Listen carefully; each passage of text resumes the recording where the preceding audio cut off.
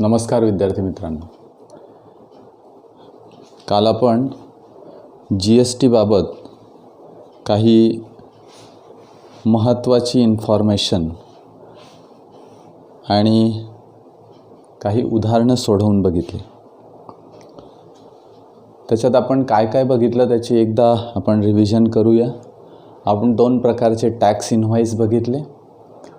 पहिला जो tax invoice आपण बघितला तो tax invoice for the good purchase हा होता. त्याच्यामध्ये सगळ्या वस्तू आपण जे खरेदी करतो त्याच्या संदर्भातला तो टॅक्स इनव्हॉइस होता. सेकंड चार्टमध्ये आपण बघितलं की the tax invoice for the service provider, म्हणजे गुड्स अँड सर्व्हिस म्हणून सर्व्हिस प्रोव्हायडर जे असतात, जे सेवा पुरवणारे असतात, जे आपल्याला सेवा देतात, अशा व्यक्ती आपल्याकडून GST चार्ज करतात.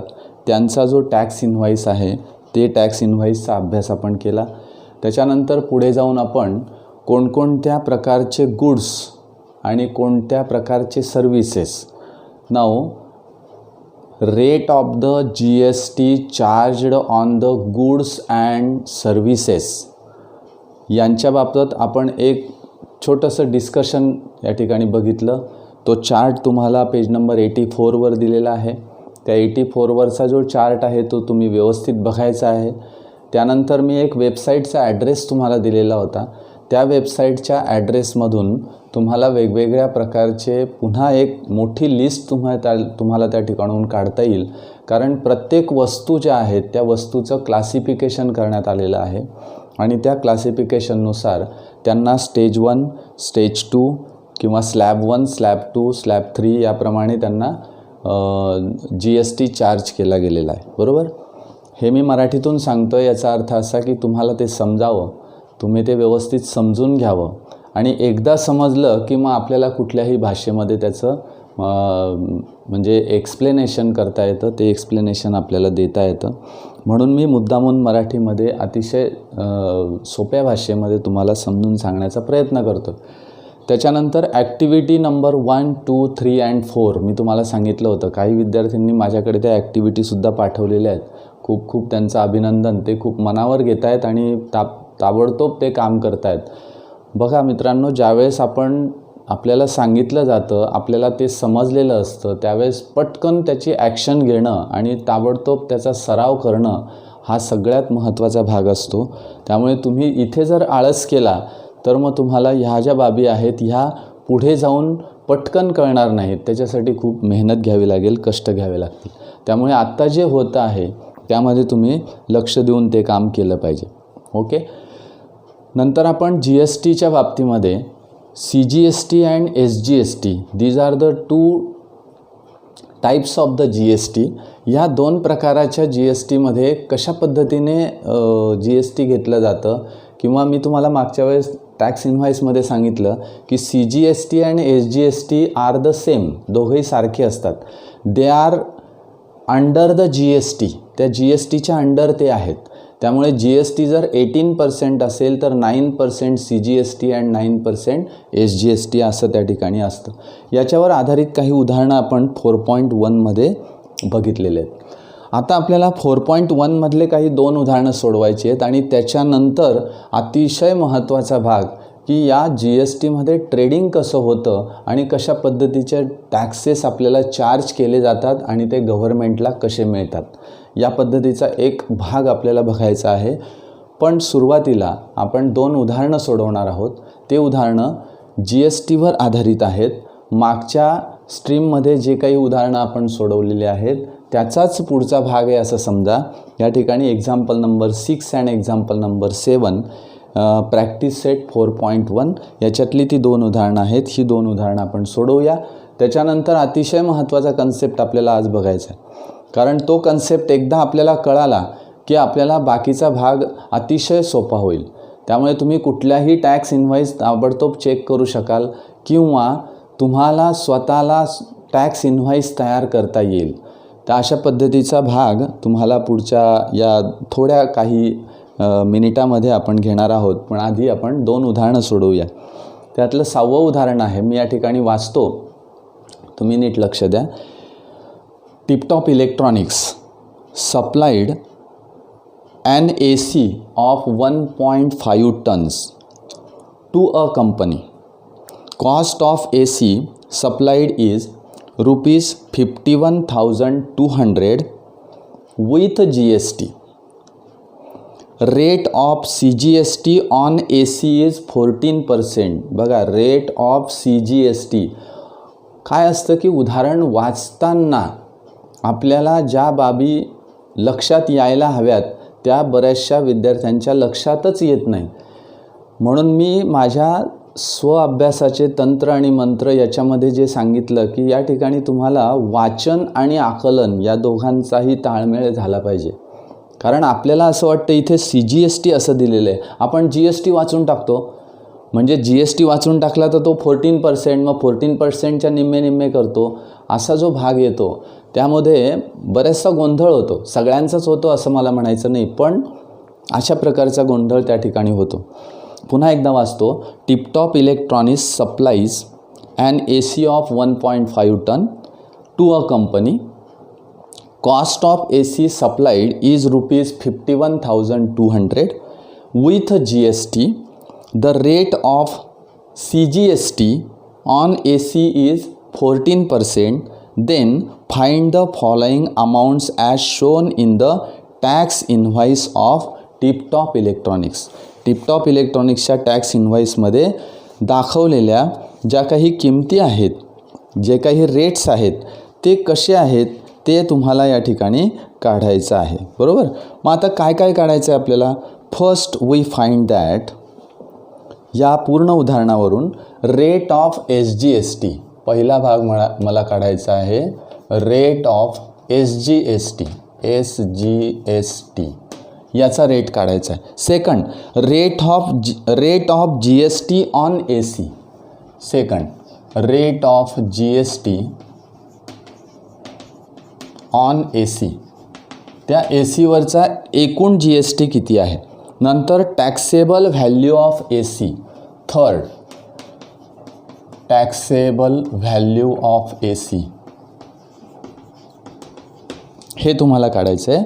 Then fourth, total amount of GST. Fourth, total amount of GST. Total amount of GST. And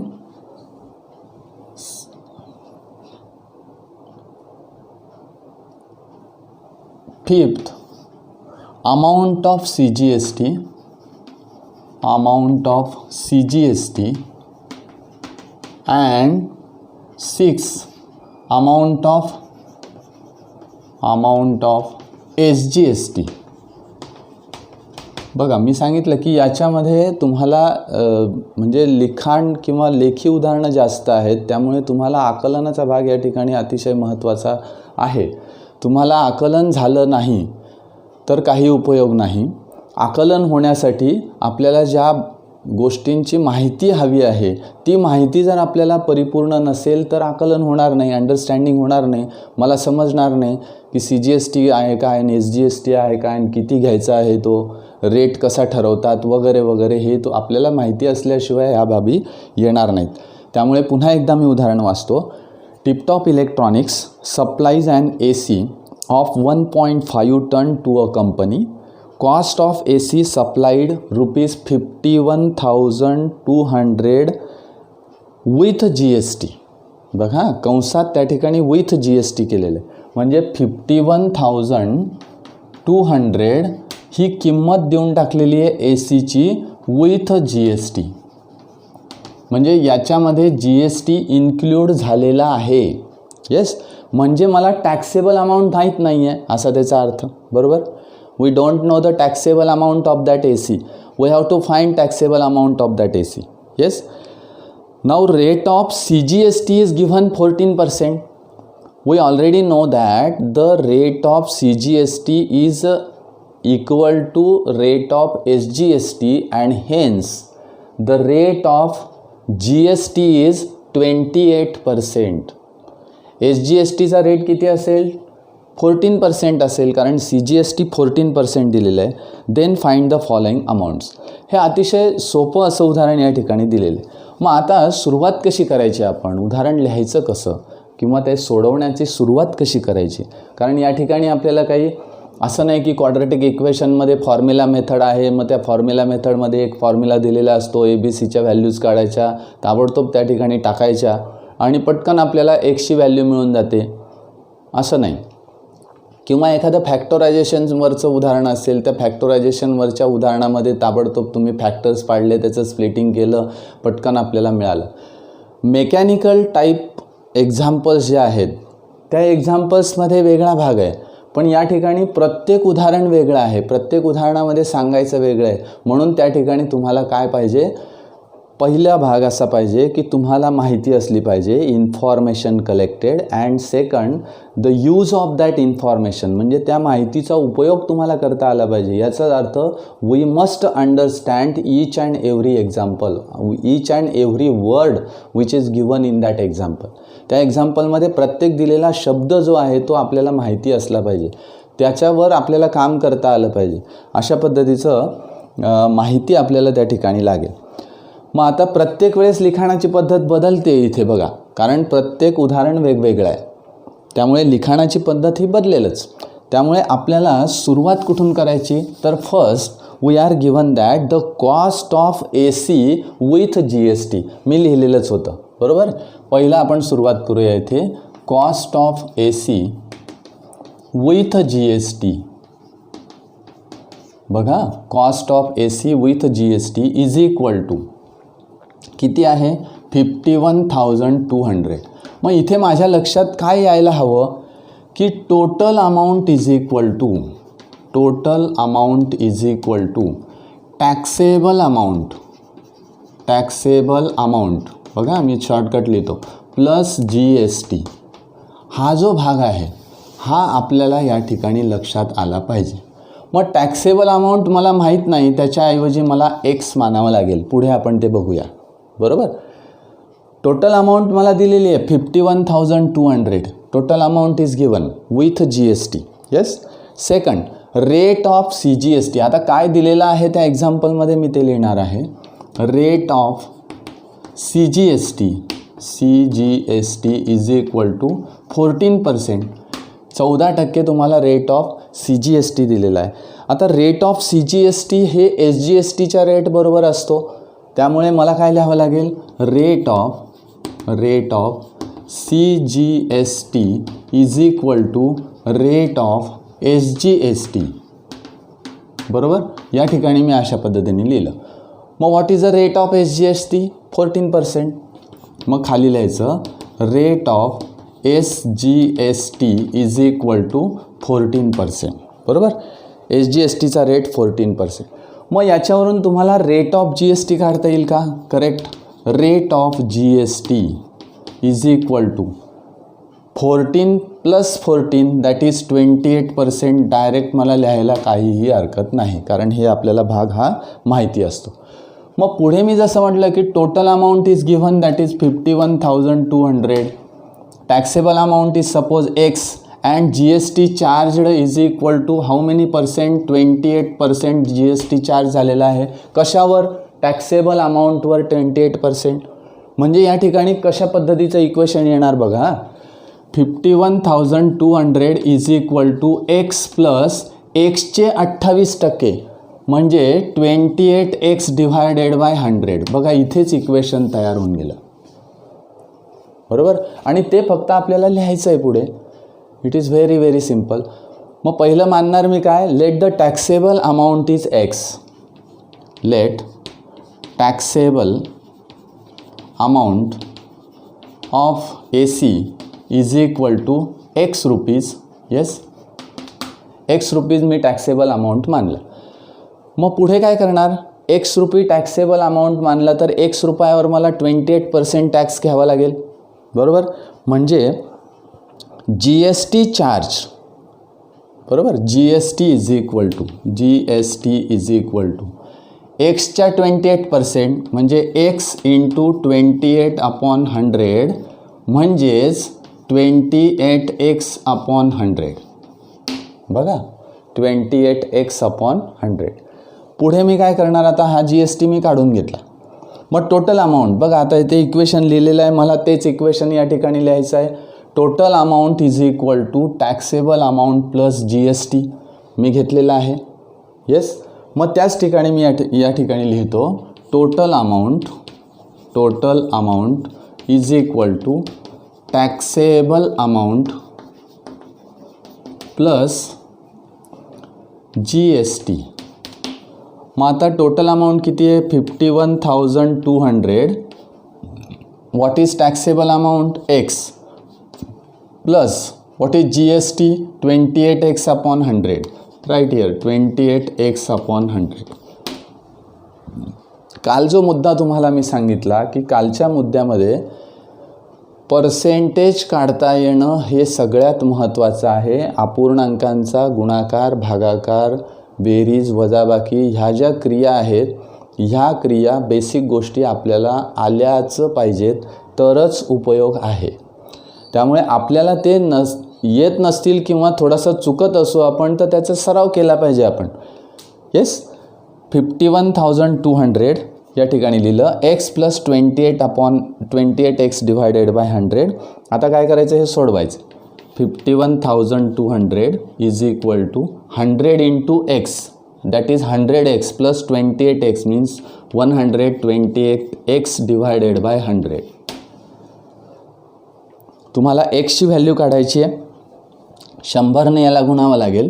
म्हणजे x is equal to 51,200 into 100 divided by 128. This is the value of x. ही तुम्हाला एक्सची value या ठिकाणी मिळेल. मग एक्सची value कशी काढणार तुम्ही, आता एक्सची व्हॅल्यू कशी काढणार, x is equal to 51,200 into 100 divided by 128.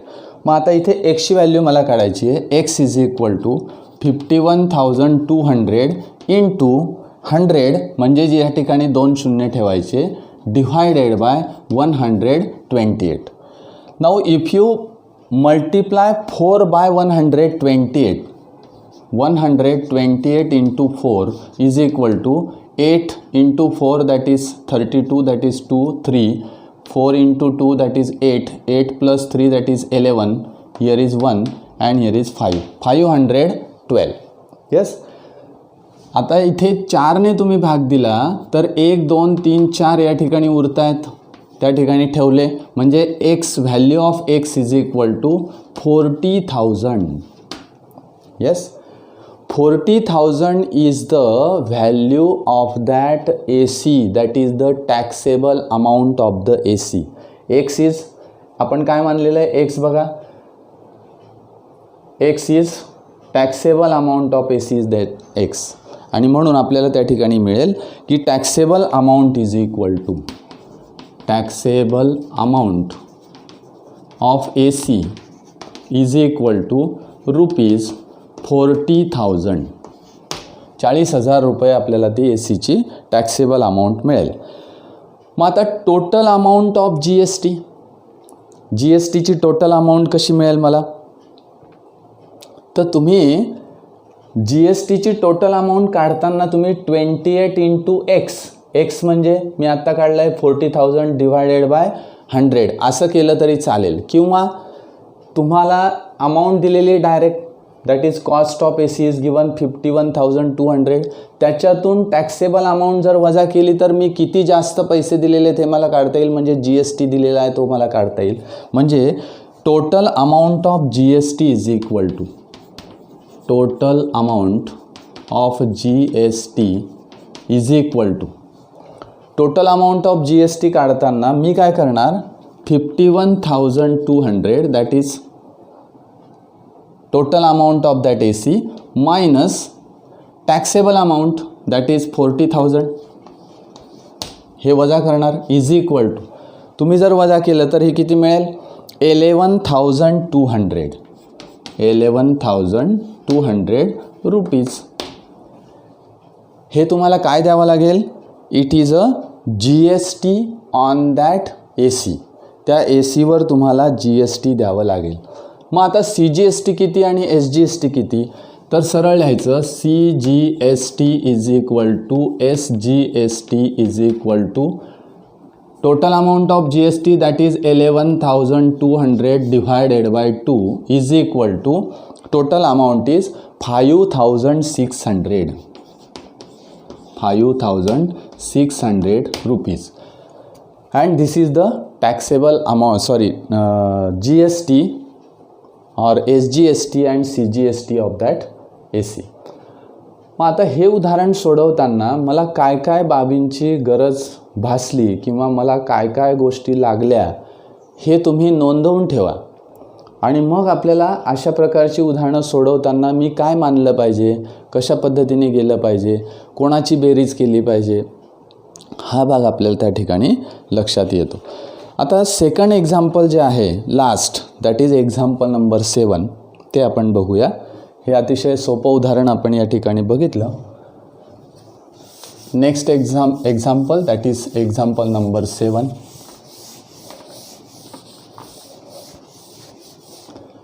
मी उदाहरण वाचणार आहे, फक्त माझ्याकडे या ठिकाणी लक्ष द्यायचं थोडं, म्हणजे आपल्याला लगेच लक्षात येईल. Prasad purchased a washing machine from Maharashtra electronic goods. Maharashtra electronic goods नावाचं जे दुकान आहे तिथून प्रसादने वॉशिंग मशीन परचेस केलं. ठीक आहे. आता मी सांगतो आहे हे आपल्याला आकलन व्हायला पाहिजे, ते आपल्याला कळायला पाहिजे. ओके. आणि प्रत्येक वेळेस कोणीतरी सांगणारं नसतं. तुम्ही ज्यावेळेस प्रश्नपत्रिकेमध्ये एखादा प्रश्न वाचतात त्यावेळेस ते तुम्हाला समजलं पाहिजे, तिथे सांगणारं कोणी नसतं.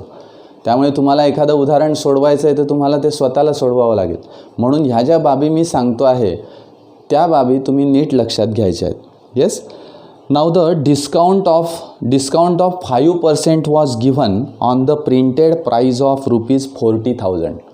म्हणजे 40,000 रुपयाचं वॉशिंग मशीन आहे, त्याच्यावर 5% डिस्काउंट दिला त्या दुकानदाराने. Yes. Was given on the printed price 40,000. Now rate of GST charge was 28%. त्याने डिस्काउंट तर दिलाच पण 28% GST चार्ज केला. Find the purchase price of washing machine and also find the amount of CGST and SGST shown in the tax invoice.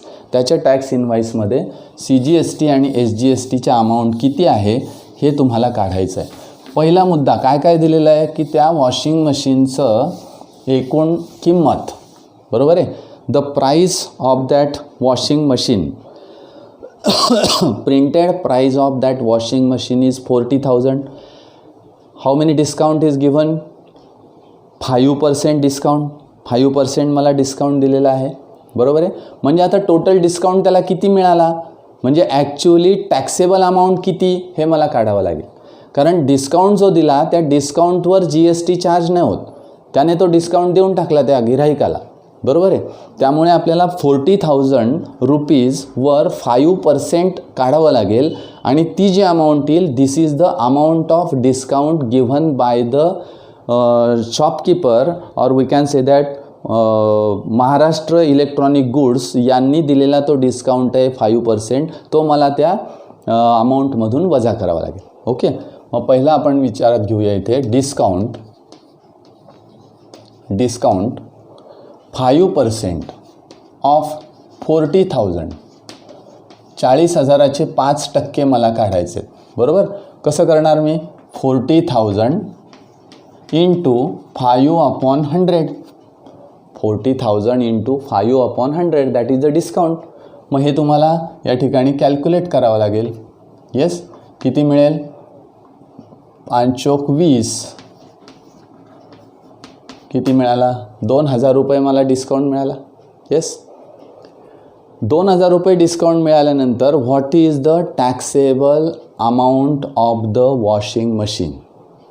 काय करावं लागेल मला? तर या 2,000 रुपये मला 40,000मधून वजा करावे लागतील. येस. मग पुढे आपण म्हणूया परचेस्ड प्राईस. आता प्रिंटेड प्राईजवर त्याने डिस्काउंट दिलेला आहे. मग परचेस प्राईस किती? म्हणजेच आपल्याला टॅक्सेबल अमाऊंट म्हणतो आहे मी. Purchased price is equal to taxable amount, बरोबर. म्हणजे इथे लिहितो purchased price is equal to किती मिळेल तर 40,000 minus 2,000 is equal to 38,000 rupees. बरोबर. This is the purchase price. मग आता परचेस प्राईस म्हणजेच टॅक्सेबल अमाऊंट आहे. Taxable amount is equal to 38,000 rupees. ही टॅक्सेबल अमाऊंट त्याची आली. मग आता ही टॅक्सेबल अमाऊंट आल्यानंतर what is the rate of G S T given to that. किती दिलेला आहे rate of G S T 28%. म्हणून सरळ खाली लिहायचं आता rate of G S T. Rate of G S T is equal to 28%. आता 28% जर जी एस टी दिलेला असेल तर मला या टॅक्सेबल अमाऊंटवर 28% काढावे लागतील. बरोबर. मग सरळ मी या ठिकाणी काढणार आता G S T is equal to total G S T मी काढणार आहे 28%. त्याचे निम्मे केले की मला सी जी एस टी आणि एस जी एस टी मिळेल.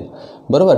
Total G S T is equal to 38,000 into 28/100. सरळ हे 2 शून्य गेले, हे 2 शून्य गेले. काय करायचं आहे मला 380ने 28ला गुणायचं आहे. बरोबर. त्याचा जर गुणाकार तुम्ही केला तर तो येतो 10,640 रुपीज. किती मिळतो आहे 10,640 रुपीज. आता हा गुणाकार भागाकार जे असेल ते तुम्ही करून बघायचं आहे. It is very very important.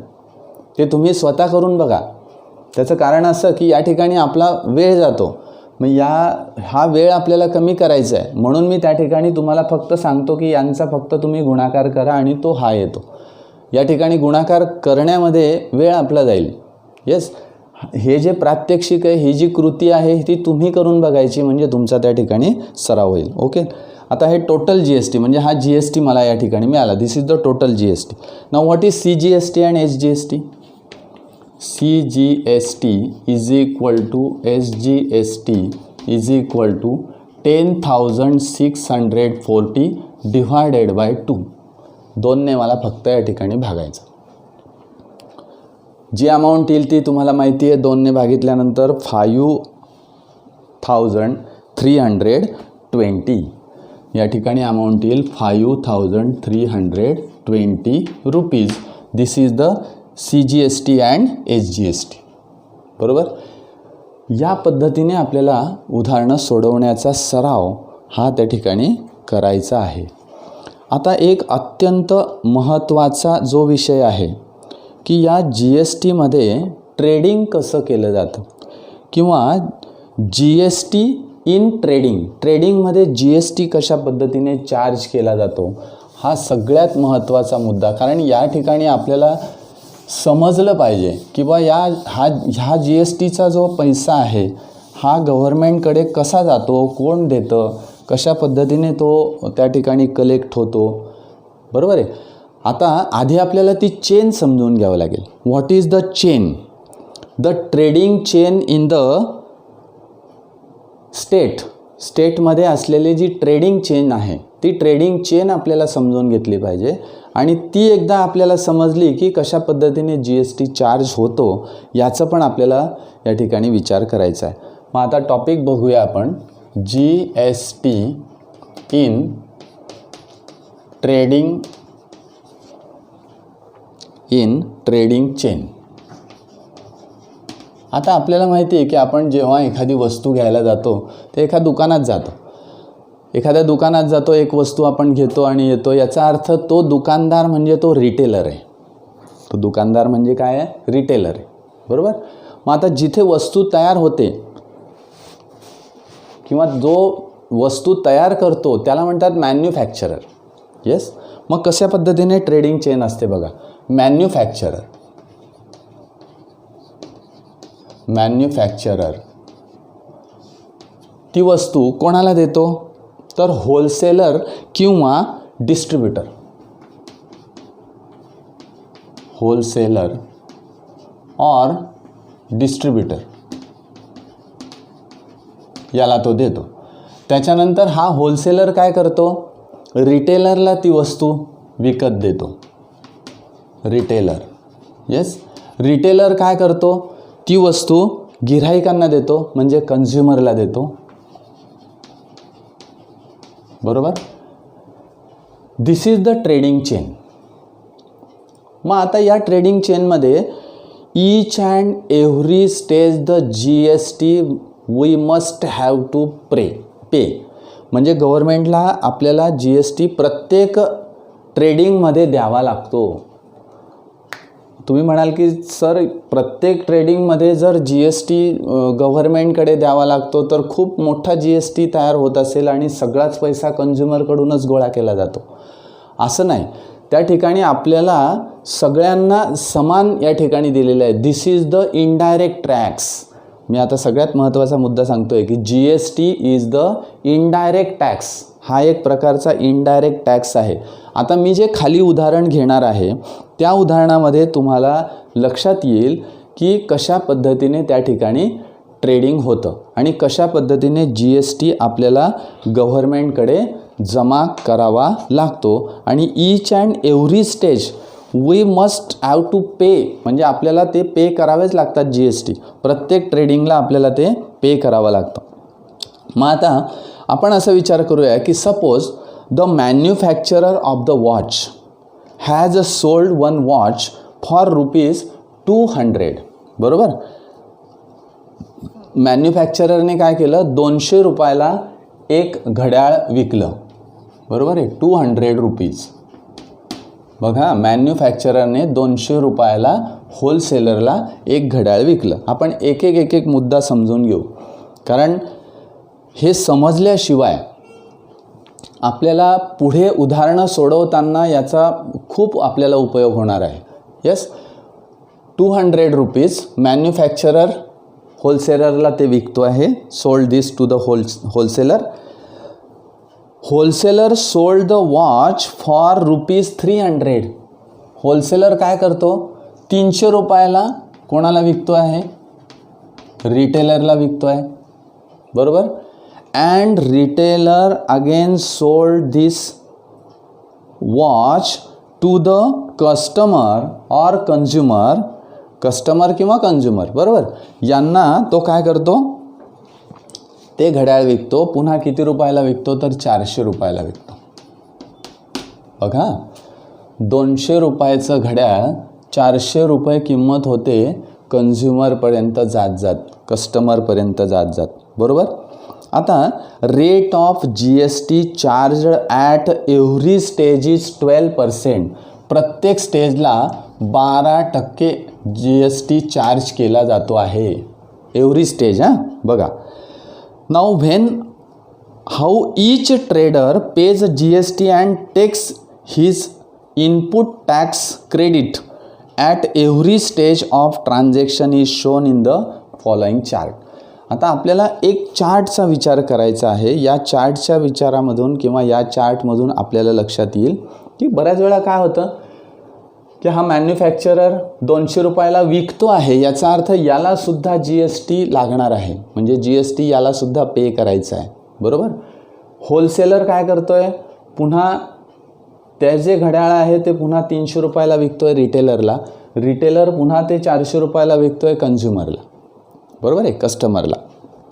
मग आता याच्यामध्ये काय काय घडतं आहे बघा. पहिला भाग या ठिकाणी आपण बघूया की हा मॅन्युफॅक्चरर आहे. दिस इज द मॅन्युफॅक्चरर.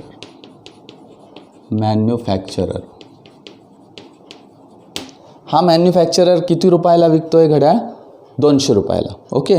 त्यानंतर या ठिकाणी होलसेलर आहे.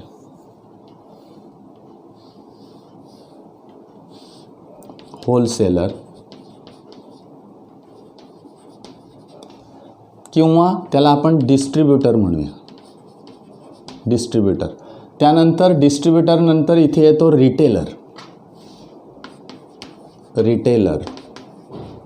आणि रिटेलर नंतर या ठिकाणी येतो कस्टमर.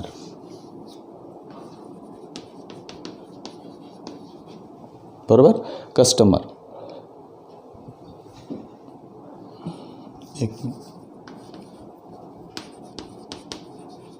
कस्टमर ओके किंवा कंझ्युमर, काहीही म्हणा तुम्ही. आता या ठिकाणी काय काय घडतं आहे बघा. वरती जे लिहिलेलं आहे ते मी या ठिकाणी खाली लिहिणार. Manufacturer sold the watch to the wholesaler किती रुपयाला, 200 rupees.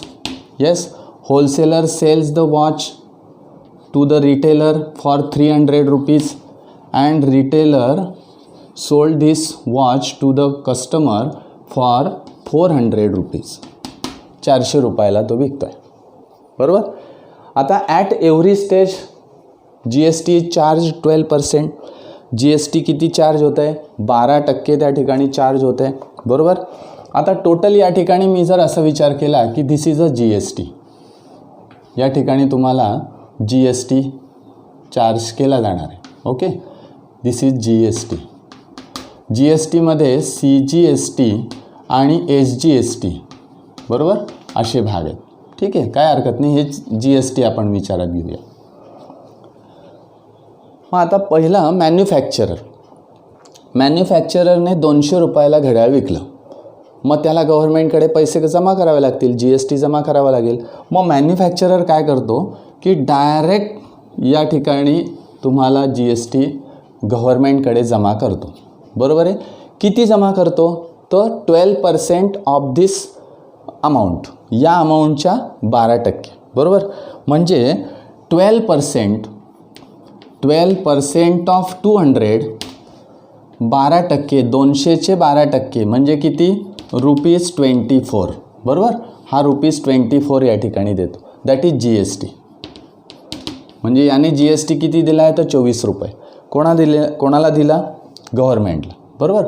या ठिकाणी तुम्हाला 24 रुपीज हा जी एस टी या ठिकाणी देतो आहे. बरोबर. आता 24 रुपये मॅन्युफॅक्चरर देऊन टाकतो आहे. मग तो सी जी एस टी आहे का एस जी एस टी आहे तो बघूया आपण. बरोबर. पण जी एस टी त्याने किती दिला आहे? 24%. आता होलसेलर काय करतो की 300 रुपीजला रिटेलरला विकतो आहे. बरोबर. 300 रुपयाला हा विकतो आहे, तर याला 300 रुपयावर पुन्हा काय जमा करावा लागेल? तर होलसेलरला सुद्धा या ठिकाणी जी एस टी चार्ज होईल. मग तो किती होईल बघा. म्हणजे 300 रुपीज म्हणजे 12% ऑफ 300 असं मला या ठिकाणी काढावं लागेल. आणि 12% ऑफ 300 म्हणजेच किती? 36 रुपीज. किती?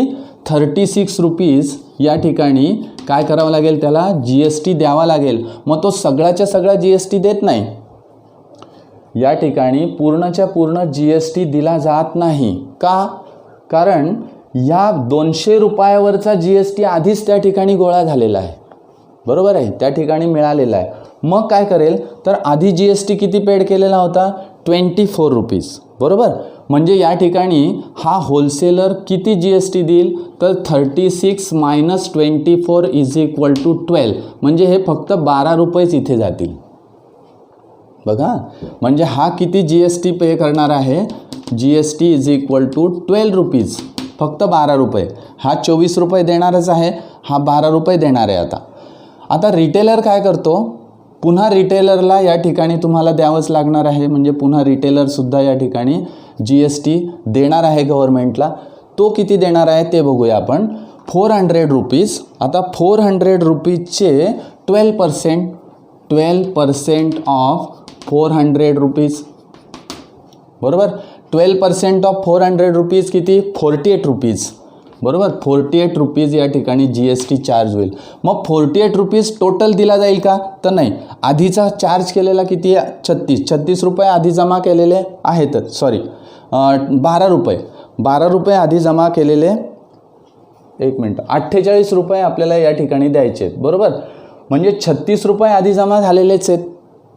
बरोबर. त्या ठिकाणी इथे येईल मग 48 minus 36 is equal to again 12. म्हणजे या ठिकाणी 12 रुपीज पुन्हा या ठिकाणी जमा होतील.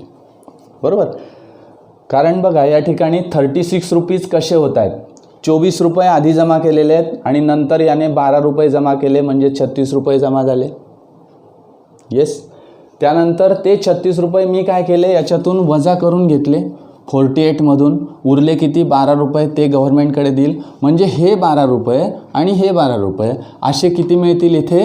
24 रुपये. म्हणजे टोटल मला किती मिळेल? तर 48 रुपीज काय मिळणार आहे मला या ठिकाणी? त्या जी एस टी त्या ठिकाणी गव्हर्नमेंटला मिळणार आहे 48 रुपीज, बरोबर. मग आता याच्यामध्ये मॅन्युफॅक्चरर, या ठिकाणी मॅन्युफॅक्चरर आहे, ह्या मॅन्युफॅक्चररचं जर मी टॅक्स इनवाईस काढलं तर 200 रुपयाला वस्तू आहे, बरोबर.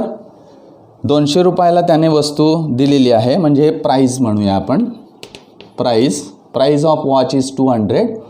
नंतर त्याला CGST किती लागेल, ते एकूण त्याला 24 रुपये लागले, म्हणजे 12 रुपये. SGST किती लागेल, पुन्हा 12 रुपये.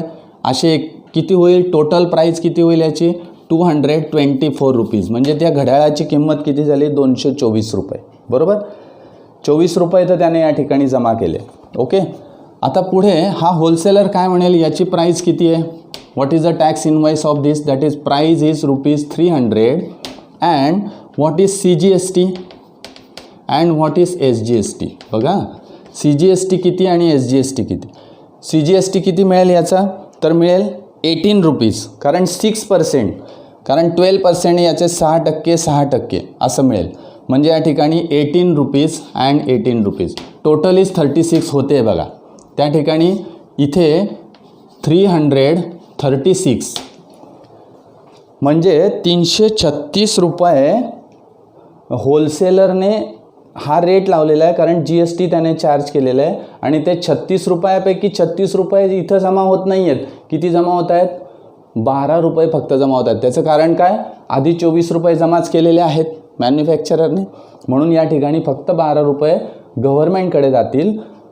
म्हणजे ही जी आहे ही त्याचं टॅक्स इनवाईस आहे. कोणाचं, होलसेलरचं. मग होलसेलर काय करतो, 300 रुपयाला ही वस्तू इकडे रिटेलरला विकतो आहे.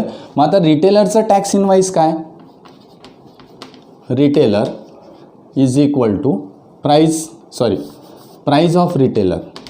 प्राईस किती आहे याची, 400. तो कस्टमरला विकतो आहे 400ला.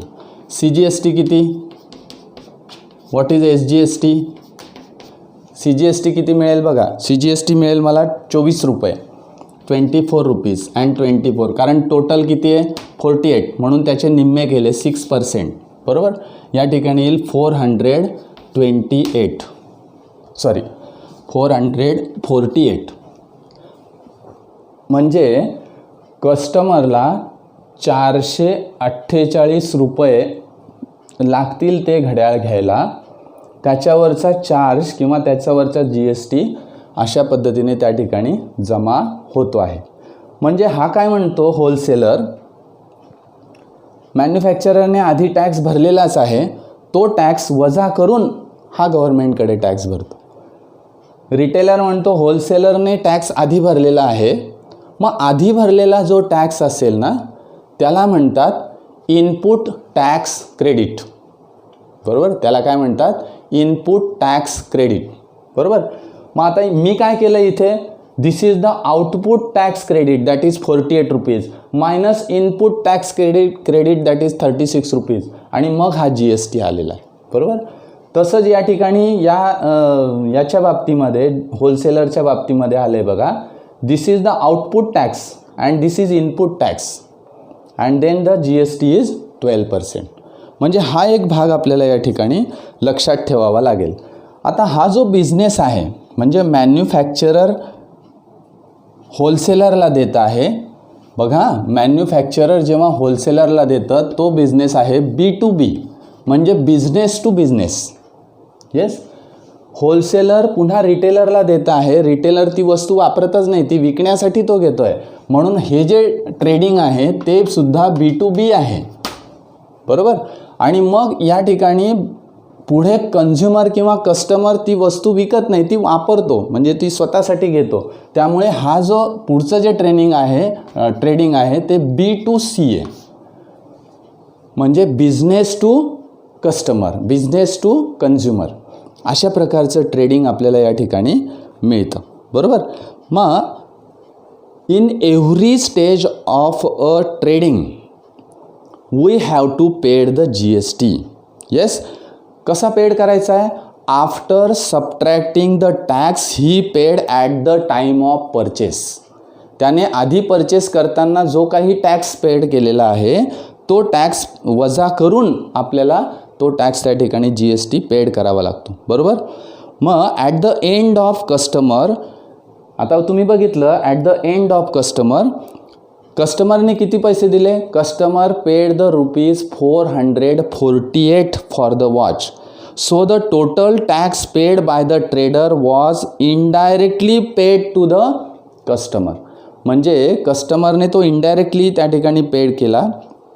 And so GST is a type of indirect tax. म्हणून GST हा एक प्रकारचा इनडायरेक्ट टॅक्स आहे, बरोबर. मग आता हा एक नवीन शब्द आपल्याला या ट्रेडिंगमध्ये मिळाला. तो काय मिळाला तर ITC. What is ITC? Input tax credit, बरोबर.